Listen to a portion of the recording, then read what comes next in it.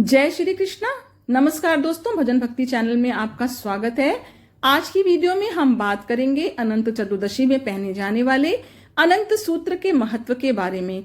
लेकिन वीडियो में आगे बढ़ने से पहले आप सभी से विनम्र निवेदन करती हूँ कि जिन्होंने चैनल को अभी तक सब्सक्राइब नहीं किया, कृपया करके चैनल को सब्सक्राइब कर लीजिए, क्योंकि मेरे चैनल पर सभी व्रत, त्योहार की जानकारी, उनसे संबंधित कथा और कहानी आपको वीडियो के माध्यम से आगे भी मिलती रहेगी।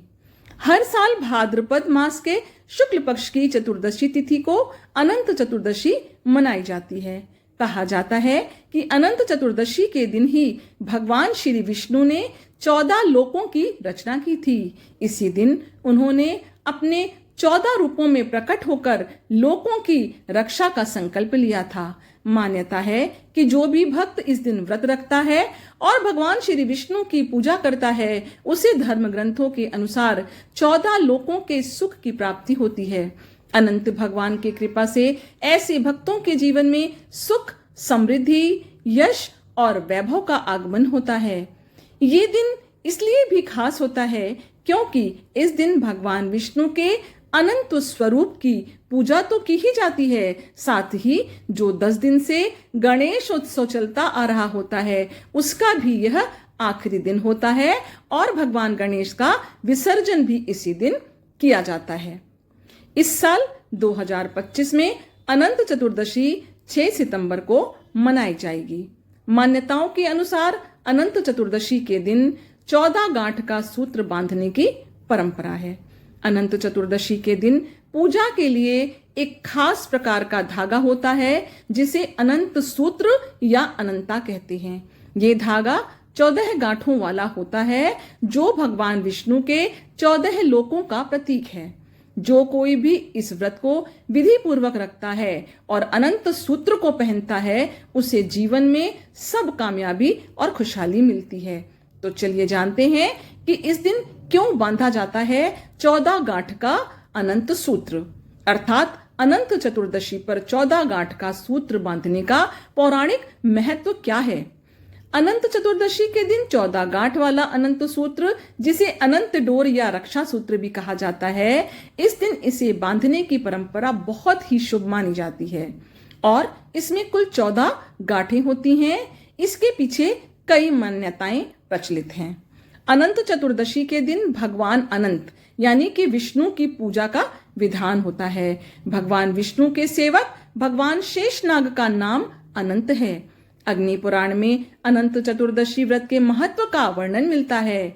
पांडवों द्वारा जुए में अपना राजपाट हार जाने के बाद श्री कृष्ण से पूछा था कि दोबारा राजपाट प्राप्त हो और इस कष्ट से हम सबको छुटकारा मिले, इसका उपाय बताइए। तो श्री कृष्ण ने उन्हें सपरिवार सहित अनंत चतुर्दशी का व्रत बताया था। भगवान श्री कृष्ण ने कहा था कि चतुर्मास में भगवान विष्णु शेषनाग की सैया पर अनंत शयन में रहते हैं।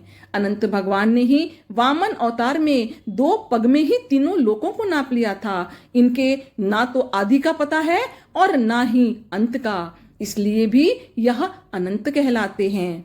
ऐसा कहा जाता है कि जो लोग भगवान विष्णु के पूजन के बाद ये अनंत सूत्र बांधते हैं, उन्हें विष्णु लोक की प्राप्ति होती है। मान्यता है कि इस धागे को धारण करने से जीवन में स्थिरता, समृद्धि और सौभाग्य मिलता है। इसलिए हर कोई भगवान विष्णु की पूजा करके इस अनंत सूत्र को बांधता है।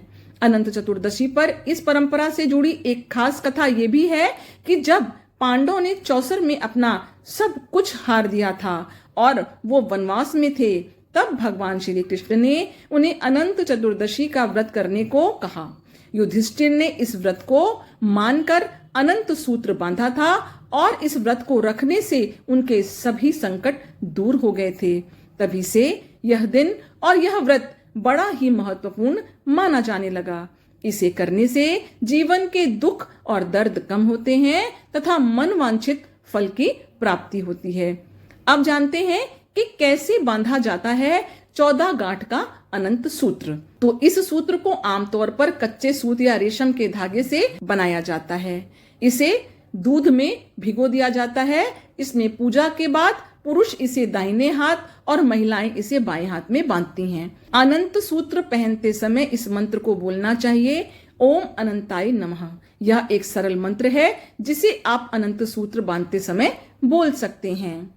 दूसरा मंत्र है, अनंत संसार महासमुद्रे मग्नान संयुद्वर वासुदेव अनंत रूपे विनियोजितात्मा यो अनंत रूपाय नमो नमस्ते। इसे 14 दिनों तक नहीं उतारना चाहिए। इस दौरान भगवान विष्णु से अपनी मनोकामनाओं की प्रार्थना करनी चाहिए। इसके बाद भगवान विष्णु की पूजा करें। ऐसा करने से आपके जीवन की परेशानियां दूर होंगी और आपके मन की इच्छाएं भी पूरी होंगी। तो एक बार प्रेम से बोलिए, भगवान विष्णु की जय। आशा करती हूँ ये जानकारी आपको पसंद आई होगी। यदि जानकारी जरा भी पसंद आई हो तो वीडियो को लाइक करिए, इसे अपनी फैमिली और फ्रेंड के साथ शेयर भी करिए। यदि कोई और अन्य जानकारी, कथा या कहानी जानना चाहते हैं तो कमेंट बॉक्स में अवश्य लिखिए। भगवान विष्णु और माता लक्ष्मी की कृपा आपके और आपके परिवार के ऊपर हमेशा से बनी रहे। आपका दिन शुभ हो। धन्यवाद।